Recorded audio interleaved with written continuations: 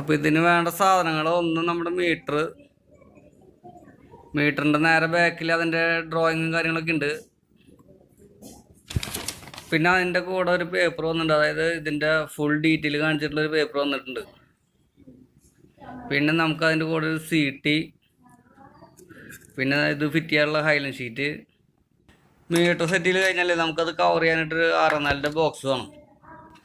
പിന്നെ നമുക്കൊരു 6 ആംപിയറിൻ്റെ 3 പിൻ ടോപ്പ് വേണം. പിന്നെ ഒരു മീറ്റർ 1.5 3/4 വയർ. പിന്നെ 16 ആംപിയറിൻ്റെ ഒരു പവർ സോക്കറ്റ് വരണം. 3/4 വയറിൽ നമ്മൾ ശരിക്ക് 16 ആംപിയറിൻ്റെ 3 പിൻ ടോപ്പാണ് ഇടേണ്ടത്. പക്ഷേ 3 പിൻ ടോപ്പ് 16 ആംപിയറിൻ്റെ ഇട്ട് കഴിഞ്ഞാൽ നമുക്ക് എല്ലാ പ്ലഗിലും ഉപയോഗിക്കാൻ പറ്റില്ല.